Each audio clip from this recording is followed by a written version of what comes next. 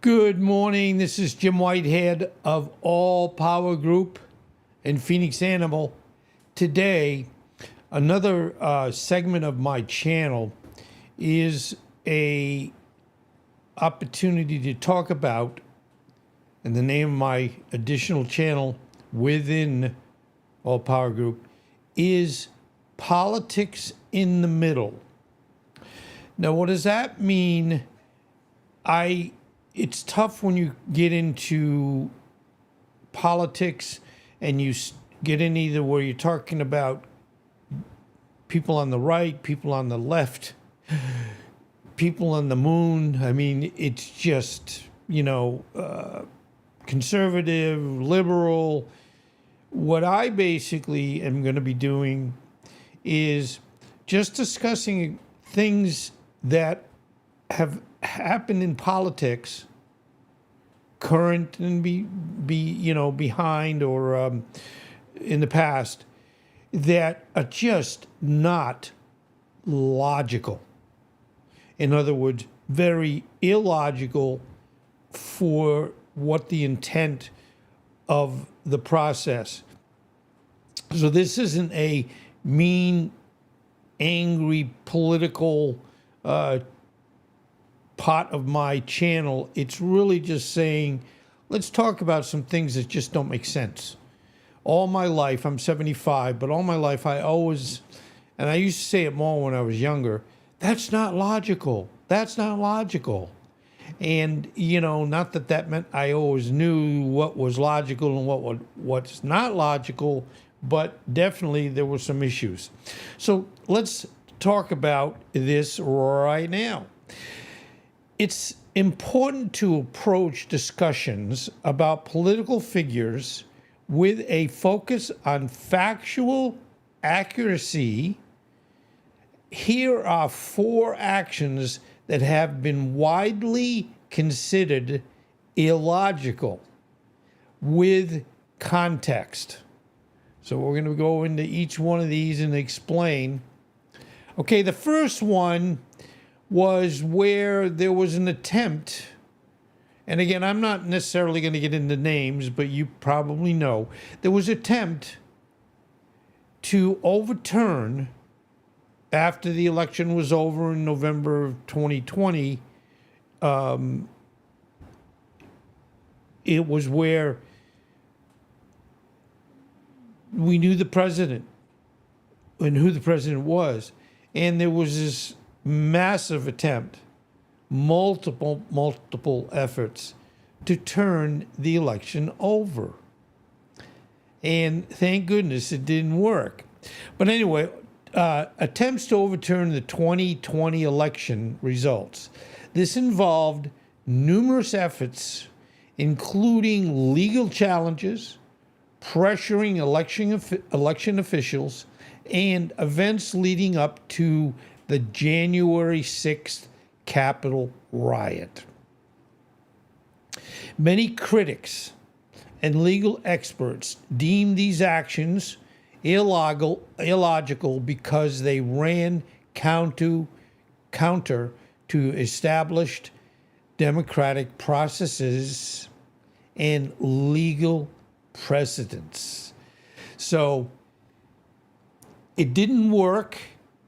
And it cost an additional lot of money, where they had to go to the courts, they had to pay people to go to the courts. The judges had to listen to the folks of trying to talk and say that the election was stolen. And, statistically, and the best anybody can calculate, it was a fair and just election. Regardless who won, fair and just election. So that's number one.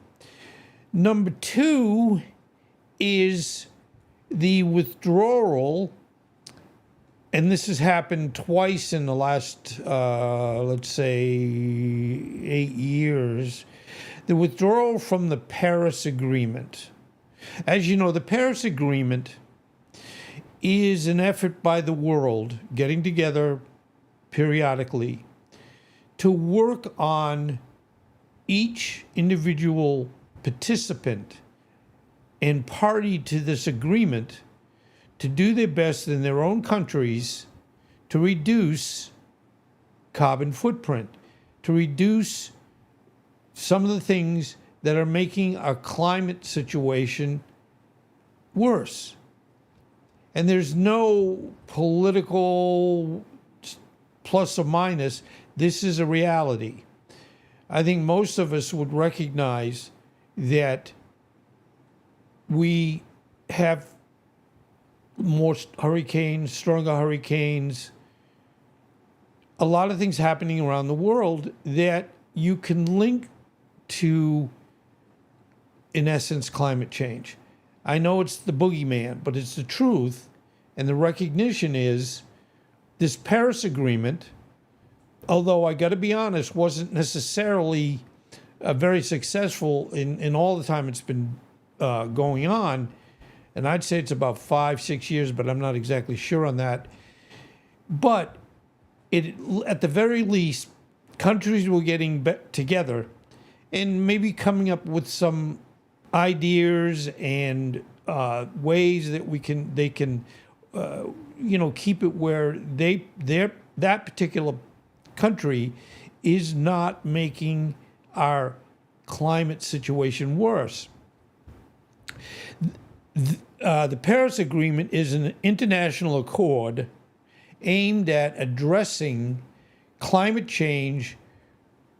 Critics argued that withdrawing from the agreement was illogical due to the overwhelming scientific consensus on climate change and the potential negative consequences for the environment and international relations.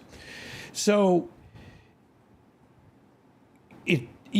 being part of this agreement is, like with anything, we would read after they would have a meeting and they'd come out and they'd say, well, they really didn't do a lot or accomplish very much. But at least people were working together. In the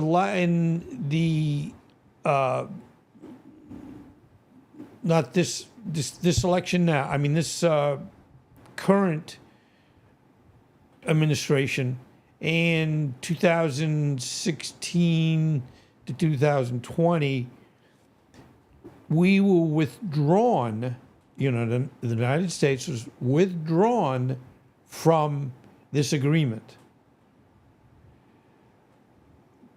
Would that have it where we should then do nothing to try to work on things that help with our climate problems? I mean, this year alone, besides the LA fires, and anybody can argue and say, but bottom line, and also, by the way, and I hope they're still not going on, but they were going on for a couple of weeks, the fires in South Carolina. Now, South Carolina doesn't generally have fires like that. And with one of the hurricanes that hit some of the areas that generally, I think it was West Virginia, that generally don't have damage from hurricanes. So, collectively, we have a problem. It's everybody's fault, in a sense. And if you remember, and I know I mentioned this in another presentation, Al Gore, about 26 years ago, he said, we're going to have problems with our weather and climate in the future. And if we start doing something now, we don't have to do that much to basically be successful. Well, all they basically did, one, he didn't get elected in the 2000 election, and we've not really done very much to help it. And I noticed it down here in Florida. I'm South Florida. I was on the East Coast, now I'm on the West Coast. And our summers, and this is documentable, our summers since 2014 have been hotter. Some will say, well, we're going into the cold, ice age, a cold age, a warm age. I mean, no, it's just, that's a fact. And are we just going to keep ignoring it? And the scary part is it doesn't take much, if we said, okay, we need to reduce or make sure we don't go up 2 more degrees. I mean, it could be less, not go, even go down in temperature. But bottom line, we have just not done a good job. And pulling out of the Paris Agreement does not help the situation. The last thing I'll say in reference to this, if everybody said, okay, we're going to do, every home is going to work on doing something that's going to make us a little bit, energy efficient. We not only, and that's the good news is, you don't have to spend necessarily a lot of money to do this, and you're going to end up saving money. And the products that are made that, let's say, the biggest thing now besides the battery systems for power backup, also with the charging capability besides solar panels, we now, and I'm going to put one on this home, is the small, very small, they're about $500, windmills. And, it isn't where, whoa, man, this guy in this neighborhood has this windmill that's up 1,000 feet. No, it will be like a little pole that's maybe right at the edge of the roof. Who knows? But, I mean, it's not where anybody's going to go, oh, my God, that's terrible. So we have to do something. And I know there's big controversy over our energy issue related to the oil companies are being afraid and not wanting any of the actions heading toward being a little more efficient. We all can win. And that's where, again, this series is all going to be on the illogical actions. And it's not necessarily a political rant. It's just telling you things that we could do together and everybody would be okay. I mean, even as you see it all the time, the Arctic, the ice sheets are depleting. Big icebergs are breaking off because it's warmer, and eventually that ends up somewhere, or you end up losing that, or that water melts, or the ice melts, and you've got a sea rise. So, I mean, it's right at our face, and it's things that we can do to have, a future. And I'm 75, so Jim say, oh, you're not going to be around very much longer. But, I also don't want to have it where, I'm not caring about the people that are behind me and the youngsters of today. Okay, the next one, trade policies and tariffs. Okay, this, of course, is kind of a current issue, but bottom line, the tariffs, the goal here, which is a real stretch, what the administration's trying to do is, and for example, yesterday they put a 25% tariff on any imported cars to the United States. And again, the recognition, and they keep trying to lie to you, we pay those. So if a BMW coming from Germany, and I'm going to use stupid numbers, let's say it's going to cost $10,000 normally here.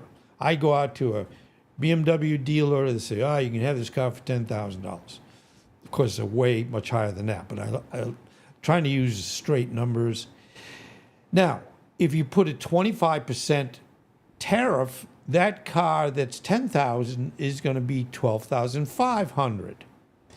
And on every increase in the cost of a car, more and more people will say, I can't afford that. So, and the ultimate desire, which is a real tough call, is, well, we're putting tariffs on, our friends, Canada, Mexico, and Europe. What I'm going to do, or what we're going to do here in the United States, we're going to force the folks that are selling cars, and let's say in Germany, for example, where BMW is made, that they will say, okay, what we're going to do, we're going to shut down everything in Germany and move our businesses over to the U.S. Now, there's two problems with that. One, astronomical costs. Because, you're affecting the German people in a negative way. If you say, well, we're going to move BMW, Volkswagen, Audi, etc., and Mercedes over to the United States, you're going to be leaving people in Germany. Some would say, yeah, I'll go. But the other honest point is some might be understanding of this if it was done in a cooperative way, really giving wonderful incentives to have manufacturer of whatever, or vehicles in this case, come to the United States or move to the United States. It's just too much to handle. And with the current administration, most of these folks would say, I'm not going to take any chances with this. So it definitely is a problem. And although it's 11:51 on Wednesday, and we're going to have this is supposedly Liberation Day, I don't think it will be where I'll say, oh, I shouldn't have done my presentation this morning. The next area of illogic process was COVID. As you know, we got into a situation that, let me do a little more reading. I'm going to go back a little bit on this if you don't mind, but they argued that these policies disrupted global trade, harmed American businesses and consumers, and strained international relationships. So it's like it's everybody else's fault. And it's terrible to have a persecution complex where you're sitting here, or I'm sitting here thinking, everybody is against me. Like Canada is against me. I love Canada. And we've worked well with them for 100 years, give or take. So, don't hit your friends in the head and think that they're going to say, hey, thank you for hitting me in the head. I'm much smarter now. I'll be coming full-time over to the United States. Anyway, moving on. The last one is COVID. The statements, boy, there were some interesting statements and actions regarding the COVID-19 pandemic. Various statements made regarding the pandemic and actions taken were viewed by many medical experts as illogical. Examples include downplaying the virus's severity, promoting unproven treatments, and resistance to public health measures such as wearing masks. I never even totally understood that, because I wear a mask to protect me and to protect if I end up having it and I give it to someone. It wasn't a big deal. It really wasn't. But everybody get into like, oh my God, mask, mask, mask. Now, I didn't catch COVID during the main time period, but I've had COVID twice in the last 7 months. July of 2024, and I'm pretty sure it was January of 2025. So it's still out there. And, you know, I wasn't wearing masks. If I had worn a mask, I just kind of didn't expect it, I probably wouldn't have had it. And I'm 75 years old. See, you don't want to have these things. So, anyway, oh, I don't know. But, you know, so many of the things that they did during COVID just didn't make any sense. You know, masks were terrible. I can go on and on and on. The vaccines will kill you. I saw something yesterday. One of the gentlemen that used to be a Fox guy said that he will, and believe this or not, he will not fly, I won't mention a name, he will not fly on a plane that the pilot and probably the co-pilot has had a vaccine. Now, first of all, what vaccines are you talking about? Two, how do you know Joe, the pilot today, has had some vaccines? And I'm 75. I've had vaccines all my life. Polio, diphtheria, yellow fever, maybe. But I mean, the point is, we knew that, and you got to weigh the balance between, admittedly, what's worse, getting something or getting a vaccine. And in some cases, the vaccine is going to be the best choice. So I hope you take this in good faith and understanding of how important it is for us to try to think logically about things. And the neat thing about this particular part of my channel, I'm going to have plenty of information. And what I'm going to be trying to do, 2-3 times a week, I'm going to do a presentation like this that is going to go into things that are happening or did happen, that the reaction or the handling of it was extremely illogical. And it didn't really help anybody. And it actually, in the case when you do illogical things, sometimes it actually hurts people. So anyway, try to be careful, stay well, and I want to thank you for being here. And please take care. And by the way, if you have a chance to subscribe, I'd appreciate it. I know I'm not too good at asking for you to help me, but please help me. Anyway, be well, take care.